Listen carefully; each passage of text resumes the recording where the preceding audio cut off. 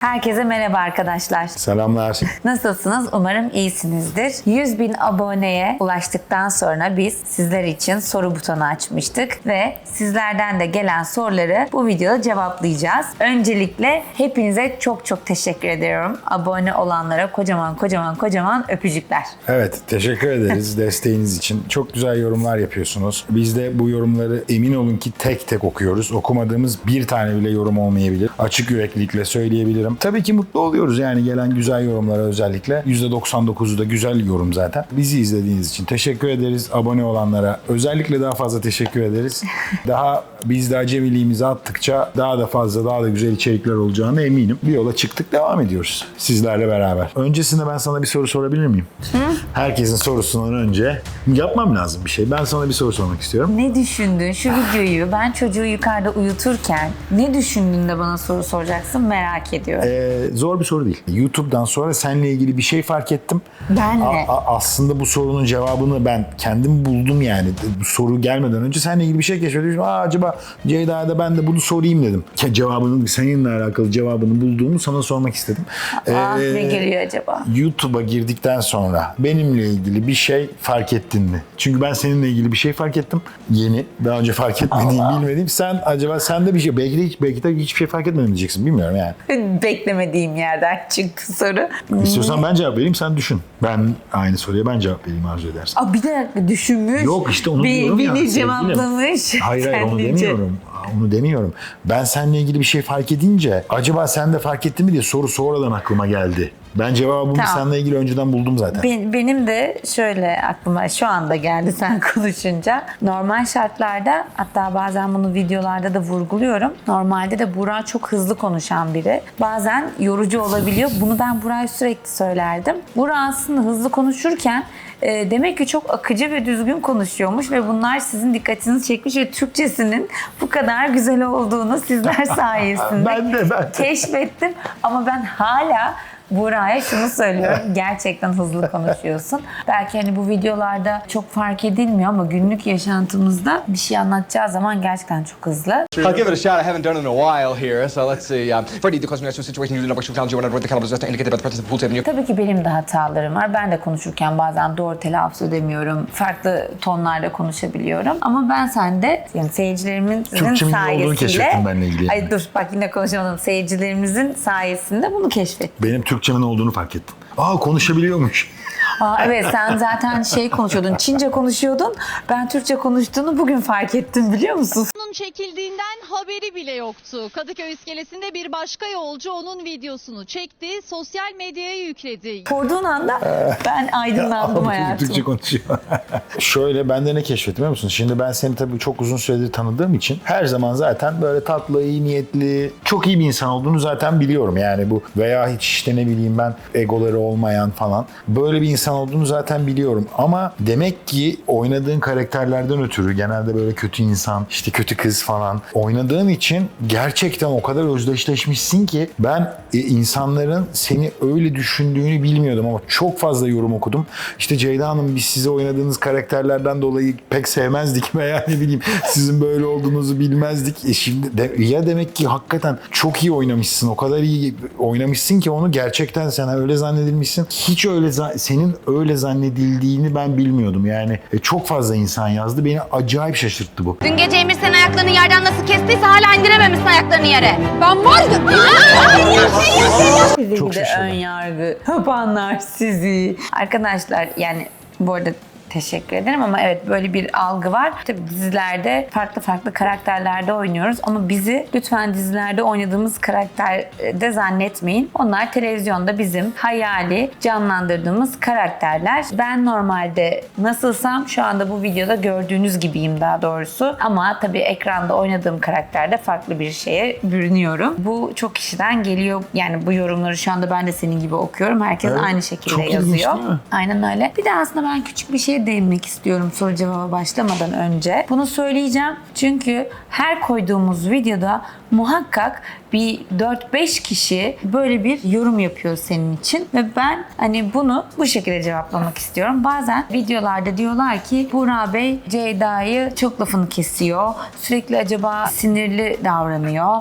Ya da bir dakika işte Ceyda işte bir mağaza işte çekim yapıyoruz. Orada bir şey alacakken Buğra'nın gözüne bakıyor falan. Arkadaşlar böyle bir şey yok. Biz video çekiyoruz. Şakalaşıyoruz Buğra'yla. O anda bir tane ürün görüyoruz. Onu soruyoruz. Onu gösteriyoruz. Alsak mı almasak mı diye beraber şakalaşıyoruz. Biz normal hayatımızda da bu şekildeyiz Buğra'yla. O yüzden ama sizler bunu galiba yanlış algıladınız. Böyle yanlış düşüncelere kapılmayalım. Biz Buğra'yla bu yorumları okuyoruz. Hadi 1 dedik, 2 dedik. Çok fazla hani umursamadık. Zaten bizi bilen biliyor. Milyon tane güzel yorumlar var. Hani zaten anlayanlar anlamış. Sağ olsunlar. Ama bu 1, 2, 3, 4, 5, 10 olunca ya bir dakika dedik ne oluyor? O yüzden böyle bir nokta koyalım dedik. Şöyle bana... Sen şöyle bir bak bakayım bana. Şöyle, Buracığım çok... suyumu içebilir miyim? Tabii ki içebilirsin. Teşekkür ederim bunu bana izin. Biz böyle değiliz. Mesela şöyle söyleyeyim. $1 bir fıstık alındı Küba şeyinden. Ay evet ya. $1 bir şey alırken bile sana demişler ki üretmediğiniz için Buğra'nın gözünün içine baktığınız $1 fıstık. Sen bu sene 4 tane film çektin. Daha ne üreteceksin ki? Hem annesin hem 4 tane film çektin. 6 yaşından beri sen iş yapıyorsun. Yani $1 fıstık. Şimdi bunu yazan insana cevap ve yani bir şeyler yazmak istiyorum bazen ama cevap da versem o konu uzayacak. O olacak, bu olacak. Bir şey. Veyahut şimdi negatif, bu arada ben de şunu açıklık yüreklilikle söyleyebilirim. Bir dakika. Kızarım bak. Bak. Şöyle bir şey olabilir. Ya bir dakika dedim. Hayır bir Niye dakika. kesiyorsun? Hayır bir dakika değil. Hayır şöyle bir şey olabilir. Bizi eleştirebilirsiniz. Çektiğimiz videoları eleştirebilirsiniz. Üstümüzde bir tane kıyafeti beğenmeyebilirsiniz. Bir şekilde eleştirebilirsiniz. Ama bu tip yorumlar bana garip geliyor. Bizi bilmeden, yaşantımızı bilmeden. Sadece bizim için söylemiyorum. Herkes için söylüyorum. Yani eleştirinin de bence bir haddi hududu var. Yok haddi hududu yok. Eleştiri her Yani türlü yeri eleştiri var. olabilir. Küfür olmadıktan sonra her türlü eleştiri. Evet. Kötü yazan da iyi yazana da teşekkür ederiz arkadaşlar. Mesela kamera titriyor denildi veya ses güzel gelmiyor denildi. Instagram'a koydum. Görmüşsünüzdür belki takip edenleriniz varsa. Ekipmanımızı değiştirdik bir şekilde. Yani çünkü biz de sonradan onu fark ettik. Biz bu işin profesyoneli değiliz. Bir hobi gibi başladık. Mutlaka eleştiri gelmesi de lazım zaten. Herkesin yaptığınız her şeyi beğenecek. Bu da anormal bir durum olur. O tip yapıcı eleştirileri açığız ve mutlaka da yazın. Ama iyiye de kötüye de saygımız var deyip bitirelim. Evet. Bu konuyu daha fazla uzatmaya da gerek yok. Kızarım bak uzatma. Kızatırım. Ay, kızatırım. Kızamıyorum da işin kötüsü. Aslında biz bunu çok önceki videolarımızda açıklamıştık. Senin kaşların böyle olduğu için daha böyle Ya sakallı kızgın, falanım ya böyle kızgın herhalde. surat gibi ne duruyor. bileyim. Bu kadar da gülen bir insan. Ben hayatımda her şeye gülerim. Ama en kötü anımda da gülerim. Bilmiyorum. Bu arada bir şey söyleyeceğim. Gerçekten Burak benden daha çok gülen birisi. Daha mutluyumdur ben senden hayata. Gerçekten çok daha fazla gülen birisidir. Bazen böyle bir şeyler izleriz. Ya sen hiç gülmüyorsun der. Hani hiç mi komik gelmiyor? Gerçekten daha neşelidir. Neyse evet bu konuyu kapatalım. Soru cevaba gelene kadar video bitti zaten. Evet, bir sonraki videomuzda görüşmek üzere. Görüşürüz. Hoşçakalın. O zaman soru cevaba başlayalım. Başlayalım. Buyurunuz efendim. İlk sorumuzdan başlayalım. Başlayalım. Genelde bu soruyu çok kişi sormuş bize. Türkiye'ye dönmeyi düşünüyor musunuz? Şimdilik düşünmüyoruz. Yarın ne olur bilemeyiz. Burak'ın işi burada olduğu için şu anda burada hayatımızı sürdürüyoruz. Ben zaten sürekli gelip gidiyorum Türkiye'ye çünkü benim işim orada. Ama şimdilik yaşantımız burada arkadaşlar. Evet.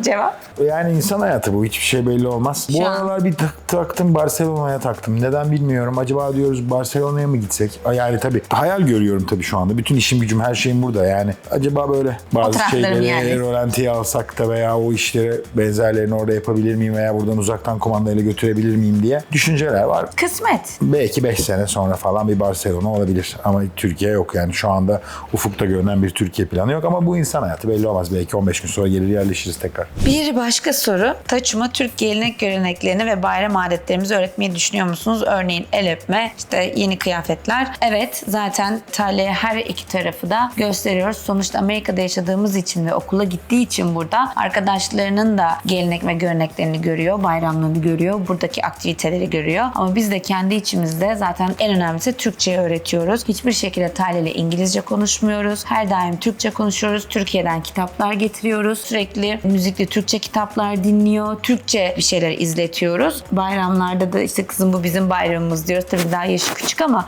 kavrayabildiği kadar kavruyor. Bunlar bizim olmazsa olmazımız. Tabii ki de Talya'nın aksanı hiçbir zaman belki bizler gibi olamayacak. Çünkü burada gittiği için okula. Ama Türkçeyi her daim konuşacak. Bir sonraki hedefimizde bir tane edebiyat hocası tutup Talya'ya bizim tarihimizi öğretmesini, işte Türkçe yazıp okumasını öğretmesini istiyoruz. O yüzden Talya'ya bu konuda ödün vermeyeceğiz. Elimizden geleni yapacağız. Bizim bildiğimiz kadar bilsin istiyoruz. Şimdiden daha Atatürk'ün resmini gösterdiğimiz zaman kim bu diyoruz? Atatürk diyor.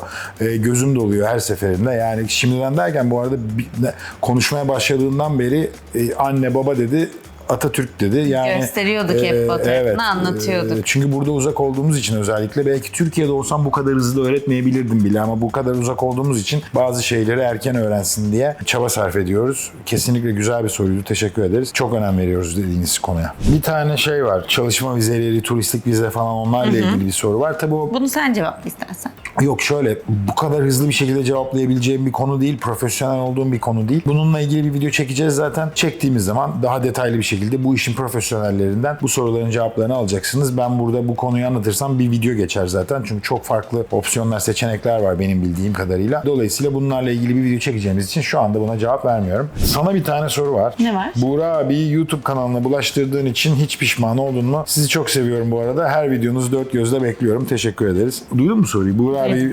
evet. Cevabını alalım. Evet, Yani- beni acayip bulaştırdın bu işe. Buğra'yı bulaştırmadım aslında. Şöyle YouTube çekmeye karar verdiğimizde Buğra hani ben çok az katılırım videolarında. Bazen olurum bazen olmam demişti. Ben de tabii ki de sonuçta Buğra'nın alanı değil, Buğra'nın hakim olduğu bir şey değil derken Buğra benden daha hakim çıktı YouTube videolarına. Estağfurullah. Böyle şey var mı? Şöyle aslında mutluyum. Buğra olduğu zaman daha keyif alıyorum videolardan. Video çekerken de keyif alıyorum. Bir destek gibi oluyor ki bu kadar olacağını tahmin etmezken şu an ikili olduk biz YouTube'da. O da keyif alıyor ve gerçekten Buğra hoşuna da gitti bunu yapmak Evet. YouTube'u.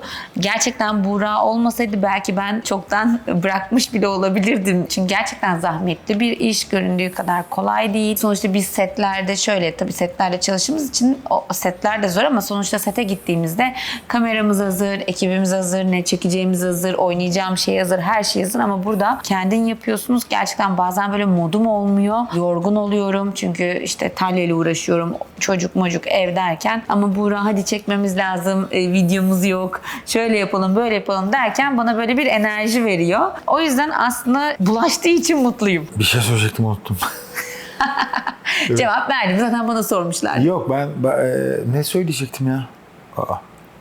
Ceyda Hanım, fiziğiniz çok güzel. Haftada kaç gün, ne kadar süre spor yapıyorsunuz? Beslenme düzeniniz nasıl? Birincisi çok teşekkür ederim. Çok naziksiniz. İkincisi bununla alakalı bir video çekeceğim. Yaptığım spor beslenme düzenim. Ama şöyle söyleyeyim. Haftada 5 gün gidiyorum. Sabahları gidiyorum. 1 saat hoca ile çalışıyorum. Onun dışında zaten günlük işte salatamı, balığımı sağlıklı şekilde besleniyorum. Hafta sonları zaten Talya ile uğraştığım için öyle bir spor yapıyorum ama genelde haftanın her günü gidiyorum. Sporumu yapıyorum. Bir de bunun akabinde biri de sormuş. Kilonuz ve boyunuz kaç diye sormuşlar. 1.65 boyundayım. 48 kiloyum. Yarışmaya Florida'dan katılıyorum. Yoğun iş hayatına rağmen ailenize, seyahatinize, etkinliklere, sosyal medyaya nasıl vakit ayırabiliyorsunuz? Hepsine nasıl yetişilir? Ben bazen tekinde bile tıkanıyorum. Bu güzel bir soruydu bu. Güzel bir soru, evet. Yani burada özellikle ben şu anda çok yoğun çalışıyorum. Birkaç farklı işte çalışıyorum, işim var. Bir yandan da tabii ki aileme zaman ayırmak istiyorum ve mümkün olduğu kadar da ayırıyorum bu arada. Ailem ve çocuğum, eşim bütün her işimden daha önemli tabii ki. Dolayısıyla bunu da aslında YouTube tarafında da şöyle bir şey oldu bizim için. Ceyda ile zaten birçok şey paylaşıyorduk ama şimdi bunu yapmıyor olsaydık mesela oturup televizyon izleyecektik, sohbet etmeyecektik. Şimdi bir şekilde aslında sizin önünüzde sohbet ediyoruz veya beraber paylaştığımız farklı bir heyecanımız oldu. Talya da bunun içine zaman zaman dahil oluyor. Buna o yüzden bu kadar zaman ayırabiliyoruz. Birlikte yaptığımız bir aktivite olarak bakıyoruz buna. Bir hobi gibi bakıyoruz. Beraber yaptığımız hobilerimiz hobilerimiz de var veyahut da işte tatillerimiz, sosyal medyamız, şuyumuz buyumuz. Bunlar aslında olmazsa olmaz şeyler. Eğer düzgün dinlenemezseniz, hobileriniz olmayan bir iş hayatınız olursa, sadece böyle iş odaklı devam ettiğiniz zaman hayat çok kısa. Biraz evvel de söylediğim gibi bir şekilde başka şeyler yaparak zamanı güzel değerlendirmek gerekir ki zaman daha yavaş aksın. Zaman ayırıyoruz, ayırmak zorundayız. Belli bir yerde işim olduğu zaman bile zaman ayırıyorum. Dolayısıyla zorlanmıyorum, yani bir şey için zaman ayırmak için zorlanmıyorum. Bir kere şöyle bir artısı var tabii. Şimdi bunu buradan konuşmak çok kolay çünkü yaşadığımız yerde hiç trafik yok. Benim iş yerimle ofisim arası çok mesafe olmasına rağmen 8 dakikada mı 9 dakikada mı ne gidip geliyorum. O bir kere çok büyük artı. İstanbul'dayken 1 saat 45 dakika sürüyordu iş yerimden evime.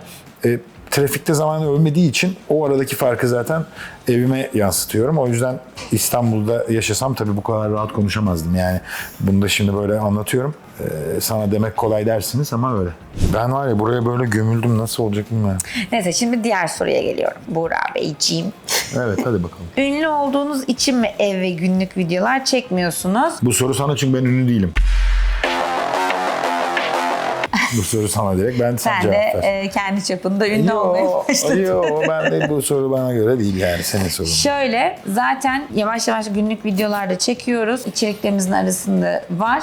Şu anda da evdeyiz işte. Evet, şu anda da evdeyiz. İkincisi, yani ünlülükle ne alakası var arkadaşlar? Şöyle, zaten ev videoları çektiğimizde salonumun bir köşesinde çekiyoruz. İşte mutfakta video çektik. İşte Talyan odasında çektik. Ama onun dışında sürekli evimi çekip de evim böyle, evim şöyle, işte burası kıyafet odam falan şeyleri ben göstermeyi sevmiyorum. O yüzden ev videosu çekmiyorum. O kısımlarda bana kalsın. Evimin bazı kısımları da bana kalsın. Biliyorsunuz bir ev videoları da çektik. Bir seri haline getirdik. Yakında da yeni evler çekeceğiz. Pahalı olan evi çektiğimizde 935 bin dolarlık bir ev çekmiştik. Birisi şey yazmış. Görgüsüzlüğün resmi bu olsa gerek. Evinizi mi gösteriyor? Evin içinde eşya yok. Herhalde biz eşyasız evde oturmuyoruz. O ev bizim değil. Ve söylüyoruz bu ev bu kadara satılık diye. Ona rağmen böyle bir şey gelmiş. Yani mesela bir şey almıyoruz. Bir mağazaya gidip ne kadar cimrisiniz diyorlar. Bir tane ev çekiyoruz, ne kadar görgüsüzsüz diyorlar. Alsak görgüsüz oluyoruz, almasak cimri. Biz kendi evimizi de o yüzden aslında yani evin bazı belirli yerlerinde Ceyda'nın dediği gibi işte mutfakta şuydu buydu enstantane bir şey çekerken zaten ev gözüküyor ama bakın işte bu duvarda da böyle bir resmimiz var, burada da bu var. Yani bu bizim hoşumuza gitmiyor. Kendimizle alakalı bir şey çekmek istemiyoruz. Yani şimdilik göstermedik de dışarıda başka evleri yeteri kadar gösteriyoruz. Bizim evimizde o evler gibi bir ev zaten yani. Yurt dışı içerikleri çekmeyi düşünür müsünüz? Sizi ilk videonuzdan beri takip ediyorum. Teşekkür ederiz. Yurt dışı içerikleri dediğiniz, abi zaten yurt dışı çektiğimiz için Amerika dışı demek istiyorsunuz Belki diye hani algılıyorum. Amerika dışına gel. Çok ilginç. Biz mesela YouTube'dan önce çok daha fazla seyahat ederdik. Nedense böyle bir denk geldi. Yani en seyahatsiz hayatımız herhalde YouTube başladığından beri olmuş olabilir. Gerçi yine bir Washington, Atlanta, Evet. bir Türkiye'ye gittik. Birkaç yere gittik, çektik onları da. Key West'e gittik. 2. 3. videomuzdu yanılmıyorsam. Yani çekeceğiz, evet. Bahamalara gideceğiz. Latin Amerika'ya gideceğiz. Bir kayak seyahatimiz var inşallah. Kanada'ya gideceğiz bu kış. Ve bunları da hep videoya çekeceğiz. Çekeceğiz, evet. Sen Buğra enişte için Amerika'ya yerleştin. Acaba eniştemiz de senin için ülke değiştirir miydi işi olmasına rağmen? Ben şuna değinmek istiyorum. Ben Buğra için ülke değiştirmedim. İstediğim için ülke değiştirdim. Tabii ki de Buğra ile bir hayat kurduk, evlendik ve Buğra'nın işi burada. Bazı şeylerden özveride bulunmanız gerekiyor ki hayatı böyle birlikte paylaşıp Ben de sorunun ikinci partı Buğra sizin için ülke değiştirir miydi kısmına cevap vereyim.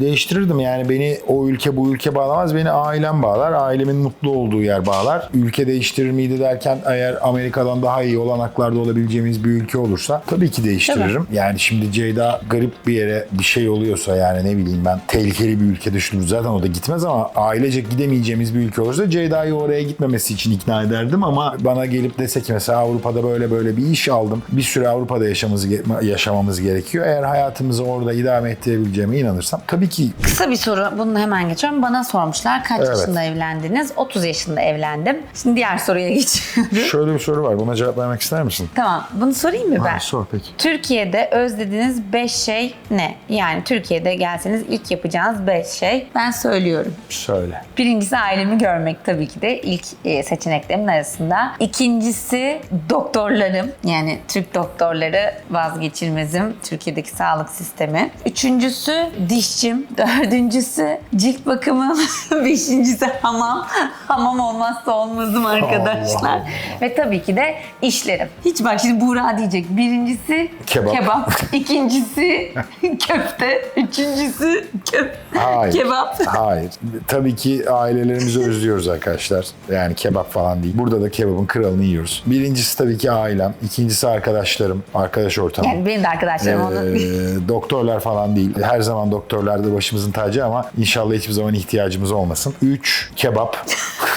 Türk yemekleri. Kebap değil de Türk yemekleri. 4. Türk yemekleri. Hayır. 4. İstanbul'un yaz tatili zamanı. Herkesin İstanbul'dan evet. uzakta olduğu veya işte bayramdı falan böyle İstanbul boşalır ya. İstanbul'un o hali. 5. Zor bak şimdi sona kaldığı için böyle 3-5 şey için arasından düzgün bir şey seçmem lazım. Benim bir de adalar var. Adalara mutlaka giderim. 5 ne olabilir bende? Bir tane de hamburgercim var. Orada hamburger o zaman. 5. bulamadım zaten yani aralarından seçemedim. Caddebostan. Yani şeye gidebiliyor. Göcek, Bodrum falan. Türkiye'nin o yazlık kısmını özledim evet yani. Taçum'un ileride hangi mesleği yapmasını çok istersiniz? Tabii ki karar Taçum'un. Ben sizin düşüncenizi merak ettim. Çok severek izliyorum sizi. Muhteşemsiniz. Teşekkür ederiz. Hangi mesleği yapmak isterse yapabilir. Mutlu olacağı bir mesleği yaptıktan sonra ben de onun adına mutlu olurum. İsterse doktor olsun, isterse sporcu olsun, isterse hiçbir meslekte yapmasın. Yeter ki mutlu olsun. Bize düşen en büyük görev onun yeteneklerini keşfedebileceği alanlara onu yönlendirmek ve onun kendi yeteneklerini keşfetmesini sağlamak. Bunu yaptıktan sonra zaten yeteneği olan şeye kendi kendine yönlenecektir. İnşallah bunu başarabiliriz. Kolay söylenen, zor yapılan bir şey. O dediğim gibi yeteneklerini keşfedebilirsek zaten kendi kendine o mesleğe, o şeye gidecektir diye düşünüyorum. Benim gönlümden ne geçer? Amerika'da yaşamaya devam edeceksek eğer doktor olmasını isterim. Veteriner de olabilir. Bir kere inanılmaz derecede hayvanları seviyor. İnanılmaz. Evet. Yani elinde kertenkelelerle iguanaların kuyruğunu falan çekerek geziyor. Hiçbir hayvan korkusu falan yok. Kimin sayesinde? Annesinin sayesinde tabii ki. İşte köpeklerle ilişkisi çok iyi. Keçilerle, ineklerle yani her türlü hayvanla ilişkisi çok iyi. Sporcu olabilir. Ne istiyorsa olabilir. Ben de buraya katılıyorum. Bana da hep soruyorlar işte siz oyunculuk yapıyorsunuz. Taçımın oyuncu olmasını ister misiniz? Bana klasik sorular soruyorlar. Yani olabilir. Talya tabii ki ileride oyuncu olmak isteyebilir. Buğra'nın dediği gibi başka meslek dalında olmak isteyebilir. Yani Buğra'yla aynı şeyleri söylemek istemiyorum çünkü ona da katılıyorum. Aynı şekilde aynı şeylere cevap vereceğim. Sadece bugün oyuncu da olsa işte doktor da olsa bizim sadece o seçtiği mesleğe saygı duyup onu o meslekte doğru yönlendirmeliyiz. Doğru bir şekilde ilerlemesini sağlamalıyız. O yüzden o mesleğini seçtiği zaman da bize düşen büyük görev de bu. Çünkü zaten hep şuna dayanıyorum. Talya şu anda bir çocuk ama benim gözümde bir birey ve bir birey şeklinde yetiştiriyoruz. En önemlisi zaten birçok okuduğum kitapta da bu var. Çocuklarınıza çocuk gibi değil, onları bir birey gibi görün ve birey gibi yetişsin. Çünkü zaten aslında çocuk değil bir birey. O yüzden de biz Buğra'yla bu şekilde yaklaşıyoruz. Hangi mesleği yaparsa yapsın ben ve Buğra her zaman arkasında olacak. Küçük insan. Küçük insan. Küçük insan. Küçük insan. Evin küçük insanı o. Küçük. Hayırlı olsun. Merak ettim. Kahve makinesi önerilerinde hangisine karar verdiniz? Karar vermedik. Çok fazla kahve makinesi fikri geldi. Çok fazla ayrı marka geldi. Walmart videosunda söylemiştim. Birkaç tanesini alacağım. Aynı kahveden aynı çekimde yapacağım. Hangisini beğenirsem onu tutacağım. Tabii ki şu şartla aldığım mağazaya da bunu söyleyeceğim. Yani alıp kullanıp iade etmeyeceğim. Baştan diyeceğim ki ben biraz takıntılıyım kahve konusunda. Birkaç makinenizi alıp bir hafta kullanıp iade edebilir miyim diye soracağım. Eğer izin alabilirsem birkaç farklı makineyi deneyeceğim. Hatta istiyorsanız bunu da video haline de getirebiliriz. Bu tartışmaya da biz son vermiş oluruz. YouTube kanalınızı yönetirken en çok zorlandığınız konu ne oldu? Buğra Bey aynı soru size de. Sen cevap ver. Biraz erken ilk ben cevap vermiştim. Buna da sen cevap ver. Yönetirken değil, çok güzel bir ekiple çalışıyoruz. Zaten sürekli konuşuyoruz, beraber içerik üretiyoruz. İçerik üreten arkadaşlarımız var. İşte videolarımızı editleyen arkadaşlarımız, kurgusunu yapan, videonun zamanlamasını yayınlayacak olan ekipler, yani bir ekibimiz var. O yüzden aslında yönetirken kısmında zorlamıyorum. Çekme kısmında zorlanıyorum. Ekibimden de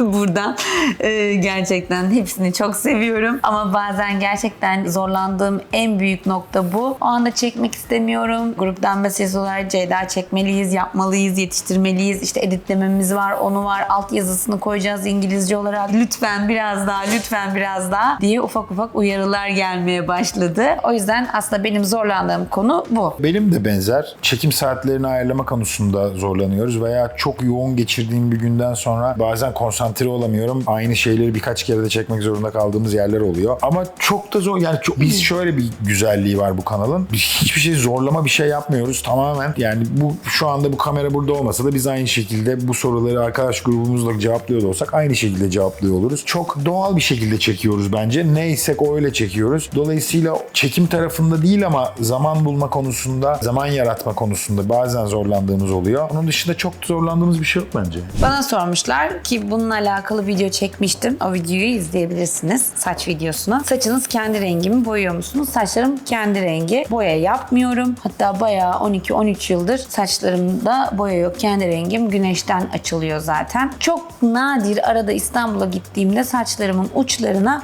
bazen böyle hafif ona ışıltı diyelim. Öyle bazen ışıltı attırıyorum. Aralarına bir iki tane böyle sarı attırıyorum ama onun dışında saçlarıma boya yaptırmıyorum. Onu da 40 yılda bir yaptırıyorum. Yaşadığınız Florida'nın en sevdiğiniz ve en sevmediğiniz özelliği nedir? En sevmediğim özelliği yaz aylarında çok sıcak olması. Çünkü ekvatora yakın olduğumuz için acayip sıcak oluyor. Gerçekten sevmiyorum. Sevdiğim yanı da böyle kendimi bir tatil kasabasında gibi hissediyorum. İnsanlar keyifli, güler yüzlü, pozitif. Tabii ki de herkeste sıkıntılar vardır ama insanlar birbirini gördüğünde gülümsüyorlar. En azından benim yaşadığım şeyleri söylüyorum. Benim bu soruya cevabım çok ilginç. Çünkü en sevdiğim özelliği ve en sevmediğim özelliği aynı. O nasıl bir şey? Şimdi düşündüm. En sevdiğim özelliği de deniz, en sevmediğim özelliği de deniz. Ben deniz olmayan bir yerde yaşamam benim çok zor. Denizci bir insanım. 12 ay burada denize girebiliyor olmamız. Gemiler koşan. Ne gemilerde.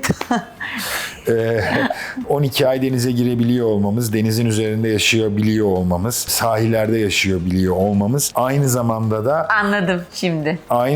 en sevmediğim özelliği de hiçbir koyunun olmaması var. Yani bir iki tane koy var ama bizdeki gibi değil. Veya en yakın gidebileceğiniz yer Bahamalar. Oraya da ciddi bir mesafe var. Az gibi gözükse de haritada. Okyanus geçtiğiniz için ciddi bir... 2-2,5 saat sürüyor. Tabii ve arada hiçbir şey yok. Ve gidiyorsunuz bazen geri gelemiyorsunuz. Hava bir anda patlıyor. Çok açık deniz olduğu için falan böyle o hayatı rahat yaşayamıyor. Yani evet 12 ay yaşıyorsunuz belki ama bizdeki gibi değil. O böyle iniltiler, çıkıntılar, koy atıyorum. Rüzgar buradan eserse bu koya gideyim. Burada böyle yapayım. Öyle bir hayat olmadığı için en sevdiğim de deniz, en sevmediğim kısmı da deniz yine. Yani ikisi de aynı bence. Benim sorum evlilik aşkı öldürüyor mu? Ben buradan birbirinize karşı sevgi ve saygınızı görebiliyorum. Çok güzel. Ya da evlilikle bağlar daha da mı kuvvetleniyor? Aynı frekans tutturmak mı önemli? Bunu Buğra Bey çok iyi açıklar bence. Neden? Neden ben açıklayamıyorum? Şöyle, evlilik aşkı öldürmüyor arkadaşlar. Evliliği şöyle görmeyin. Evlilik iki tarafta da güç gösterisi değil. Evlilik aslında güçlerini birleştirme müessesesidir. Yani özen göstermedikçe aşkınız biter. Birbirinize olan sevginiz azalır. Saygınız azalır. Özen göstermediğiniz zaman birbirinize saygı duymalısınız. Birbirinizin sevdiği şeyleri birbirinize karşı daha nazik, daha duyarlı olmalısınız. O zaman illa bu her iyi gününüzde değil, kötü gününüzde de birbirinize destek olmalısınız. O yüzden bunları yaptığınız zaman aşkınız da ölmez. Aranızdaki sevgi de kopmaz ki daha da çok kuvvetlenir. İyi günümüzde canım cicim olup da kötü günümüzde sen şöylesin zaten sen böylesin değil de yapıcı olmanız lazım. Ben şimdi ne diyeceğimi şaşırdım. Ben açıklayamayacağım. Öv beni. Ya ben şöyle açıklayabilirim. Teşekkür ederim iyi açıklayacağımı düşündüğünüz için. Bu konular gerçekten çok zor konular. Herkes için farklı bir cevabı olabilir. Çok kötü evlilikler de gördüm. Çok iyi evlilikler de gördüm. Ay eşimden, dostumdan, ailemden, her yerden, sağdan soldan. Bu yola bir şekilde çıkmadan önce hep evlilikten korktum açık söylemek gerekirse. Genel evlilikten bahsediyorum. İki tane bambaşka hayatlarda yetişmiş iki insanı aynı evin içinde kapatıyorsunuz ve bir hayatı paylaşmasını bekliyorsunuz. Bu bana hep böyle çok uzak bir düşünce gibi geliyordu. Fakat daha sonra biz Ceyda ile evlilik öncesindeki ilişkimizde çok uyumlu olduğumuzu gördüm. Birbirimizi böyle lep demeden leblebi anlıyoruz falan. Çok iyi anlaşıyoruz. Ne bileyim çok eğleniyoruz beraber. Beraber hüzünleniyoruz. Beraber duygulanıyoruz. Beraber gülüyoruz. Birçok şeyi beraber yapabildiğimizi gördüm. Mutlaka tartışmalarımız oldu. Oluyordur da, olacaktır da bundan sonra da ama o tartışmaların hiçbir zaman hiç uzamadığını gördüm. İkimiz de tartışma devam ederken daha niye tartıştığımızı bilmediğimizi ve pişman olduğumuzu ikimiz de hissettik ve bazı tartışmalarımız Aramız gülerek falan bitti hatta. Çünkü gerek yok yani. İkimiz de kavga etmeyi, tartışmayı sevmiyoruz. Ben hiç kavgadan, Ben de, gürültüden hiç. son derece uzak bir insanım. Çok nadirdir yani benim böyle sinirlenip birileriyle falan tartışıp kavga etmem. Çok zordur yani bunu o raddeye getirmek. Oralara da hiç gelmedik zaten. Dolayısıyla birbirimizin çok uyumlu olduğunu görünce evlilik de zaten aynı şekilde o uyumla gerçekleşti. Onu zaten anlıyorsunuz. Yani emin olmadan sadece evlenmek için evlenilmez. Biz onu birbirimizde hissettiğimiz için evlendik ve bugün de yine çok güzel, mutlu bir ilişkimiz var. Amerika'da yaşam sosyal medyada gösterildiği kadar rahat ve güzel mi? Çok güzel soru ya. Çok güzel soru. Amerika'da yaşam, yani şöyle, Amerika değil birçok yerde insanlar, özellikle şuna değineceğim. Sosyal medya günümüzde en çok kullanılan platformlardan bir tanesi. Genelde sosyal medyaya hep güzel anılarımızı, güzel fotoğraflarımızı koyuyoruz. İşte belki o anda çok mutsuzum, işte belki ağlıyorum ama bir dakika sosyal medyaya işte kumsaldan fotoğrafımı koymuşum. Daha önceden çekmişim, koymuşum. Aslında sosyal medya göstermek istediğimiz kadar. Yani o yüzden ben çoğu zaman sosyal medyada konulanların gerçek olmadığını düşünüyorum. Çünkü her şey bu kadar toz pembe olamaz. Evet, ben de fotoğraflar koyuyorum. O anda işte arabada çekerken o anda çekiyorum, koyuyorum. Ya da çok yoğunsam, kafam yoğunsa ya da keyfim yoksa zaten 3 gün, 4 gün, 5 gün Instagram'a hiçbir şey koymuyorum gerçekten. O anda onu düşünecek pozisyonum olmuyor. Ama şöyle, Amerika deyince insanlar hep böyle Amerika ama tabii ki de güzel bir yer ama dediğim gibi her yerin kötü yanları da var, güzel yanları da var. Biz olduğumuz şeyleri gösteriyoruz, yaşadığımız durumları gösteriyoruz. İyisini ya da kötüsünü, o anda ne denk geliyorsa. Keyif aldığımız bir yer. O yüzden de zaten yaşıyoruz burada. Hani çok keyif almasak muhtemelen farklı bir yerde yaşamayı düşünürüz. Ben de şöyle cevap verebilirim. Evet, tabii ki Amerika güzel bir yer. Zaten o yüzden dünyanın birçok ülkesinden buraya çok ciddi bir göç var. Hala var. Hatta Amerika'nın içinden bile Florida'ya büyük bir göç var. İnsanlar Florida'yı Covid'den sonra keşfettiler. Buraların ucuz olduğunu, Amerika'nın öbür büyük eyaletlerine göre ucuz olduğunu Covid'den sonra fark ettiler ve Florida'ya çok ciddi bir akın var. Sosyal medyada gördüğünüzü, şimdi şöyle tahmin yürütüyorum. Buraya yeni gelen Türklerden falan sosyal medyayı soruyorsunuz gibi algıladığım için ona bir cevap vereyim. Çok fazla gördüklerinize inanmayın. Ben kendim de izliyorum veya yani YouTube'dan bakıyorum, sosyal medyadan bakıyorum. Şu işi yaptım, bu kadar para kazandım, bunu yaptım, bunu yaptım.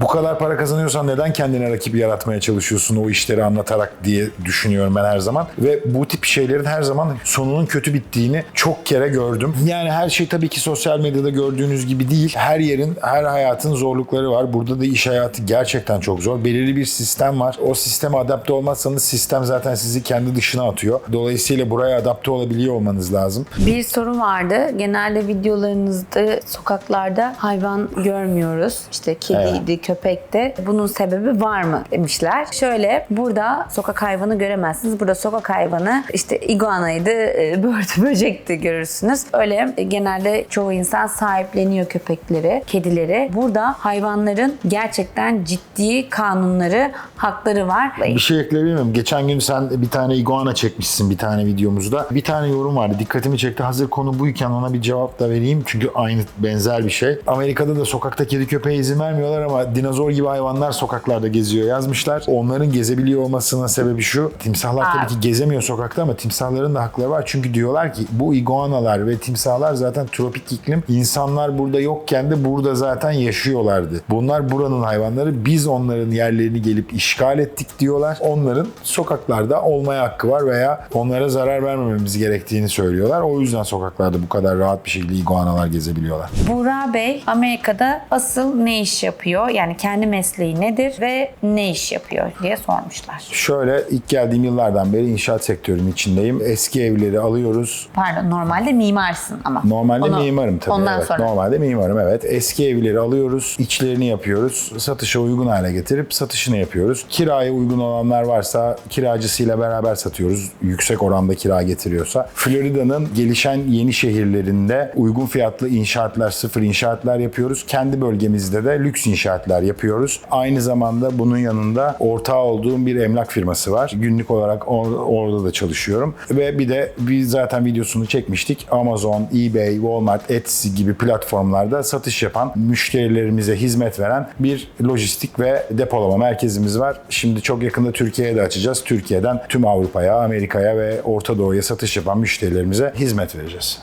Evet. Böyle birkaç tane farklı iş yapıyorum. Ve bir de YouTuber'ım arkadaşlar. Yeni mesleğim de YouTuber. Amerika'ya taşındıktan sonra en çok hayran kaldığınız ve şaşırdığınız kültürel farklılık nedir? Negatiften pozitife dönen bir şey aslında. Hani denir ya, komşuculuk yok, şu yok, bu yok Amerika'da. Gerçekten yok. Evet, yok. Mesela bizim yan komşumuz Brezilyalı. Brezilyalılar da bize yakın olduğu için biz mesela arkadaşız komşumuzla. Fakat bu taraftaki komşumuz Amerikalı. Sadece merhabamız var. İsmini bile bilmiyorum komşumuzun. Çok negatif gibi gözükürken aynı zamanda da çok pozitif. Çünkü herkes kendi hayatında. Kimse kimsenin hayatının içine dahil değil. Mesela bu müthiş bir kültürel fark bence. İşte Amerika'da komşuculuk ya da işte bir yere gidiyorsanız bir mangal, mesela hafta sonları mangal partisi var ama herkes bir şey götürür. Hani bizdekiler gibi tek bir kişiye yüklenilmez. O yüzden aslında burada da arkadaşlıklarda da restorana gittiniz, yemeğe gittiniz. Herkes hani yarı yarıya öder. Arada birbirlerine ısmarlarlar ama genel olarak işte Amerikalı arkadaşlarımız olduğu için biliyoruz. Genel olarak yarı yarıya ödüyor herkes bir de. Yani herkes kendi kısmını ödüyor. Aynen. 5 kişi. Ya işte hani iki herkes kişiysen kendi. öyle ama 5 kişi. O böyle hesap kavgaları falan çıkmaz mesela burada. O büyük bir kültürel fark bence. İyi midir kötü müdür tartışılır. İş konusunda mesela inanılmaz görev adamı, inanılmaz sistemliler. Mesela bizde, bizim kültürümüzde herkes her zaman yükseleyim, kendi işim olsun, şu olsun, bu olsun vardır. Tabii ki Amerika'da da çok ciddi yükselme azmi var. Fakat bir iş, ya ben iş hayatından örnek verebilirim. Amerikalılarla da çalışıyorum, Türklerle de çalışıyorum. Fakat Amerikalılar da bunu alıp buradan buraya koy diyorsan onu alıp oradan oraya koyuyor. Başka da hiçbir şey yapmıyor. Buna bir artı da katmıyor ama bunu yarım koymuyor. Hakikaten tam onu yerine koyuyor ama bir adım öteye gitmiyor. Türk çalışanlar olduğu zaman ya onu yarım koyuyor ya da iyisi ise de daha iyisini yapıyor. Yani ama Amerika'da inanılmaz tamamen sisteme odaklı çalışıyorlar. Mesela görev tanımı olmadan birini çalıştırmanız çok zor. Daha geldiği ilk gün ben ne iş yapacağım diye sorar. O işi alır ve o işi tıkır tıkır yapar. Bir de şöyle bir şey var. Mesela üniversite hayatımdan örnek vereyim. İnanılmaz beyana dayalılar. Her söylediğiniz şeye inanıyorlar. Her söylediğiniz şeyin gerçek olması gerektiğini düşünüyorlar. Ben mesela üniversitedeyken okula bazen geç kalıyordum. Bir dönem içinde 30 kere lastiğim patladı dedim. 30 kere de inandılar. Yani Türk olduğumuz için geç kaldığım zaman her seferinde artık baktım inanıyorlar. Başka bahane bulmama gerek kalmıyordu. Sürekli lastiğim patladı diyordum. Okey diyordu. Bence şöyle bir şey. Okul sisteminde zaten artık o öğrenciler o kadar alışmışlardır ki bence bence şey yapıyorlardır. Ama evet doğru. Genel olarak bir sistematik çok olduğu beyana için. dayalılar ve hemen inanıyorlar çünkü çok fazla yalan yok yani. Vallahi yaptık soru cevap. Keyifli de oldu, güzel de oldu. Böyle sohbet eşliğinde biz de çok böyle videoda oradan oraya koşmadan, yürümeden böyle koltuğumuzda mis gibi oturup cevapladık sizden gelen soruları. Çok da güzel sormuşsunuz. Daha yani cevapladığımız birçok soru var ama genel olarak hepsi aynı kapıya çıktığı için biz birbirine benzeyen soruları cevapladık. Ara ara da yaparız eğer bu durumu sevdiyseniz. O zaman ne yapıyoruz? Bizi takip etmeyi unutmuyoruz arkadaşlar. Zaten abone ol butonunu koyuyoruz buraya. Hepsine böyle tık tık tık tık tık basalım. Artık böyle çok hatırlatmaya gerek duymayacağım. Siz zaten kendiniz abone olursunuz. Hepinizi kocaman kocaman öpüyoruz. İyi geceler. Yani bize iyi geceler. Zamandan ötürü cevaplayamadığımız sorular olmuştur mutlaka. Bir sonraki videoda da cevap verebiliriz veya direkt yorumlardan da cevap yazabiliriz. Sinirli olmayalım lütfen Buğra Bey. Buğra Bey. Kayra nasıldı, böyle sinirli oluyoruz, böyle bakıyordu. Çok teşekkür ederiz. Bir sonraki hafta görüşmek üzere. Ne oldu? Ne oldu? Bak kapattım. Neyi kapat? Kapanış yaptım. Evet düzgün kapanış yaptım. Evet. Hayret.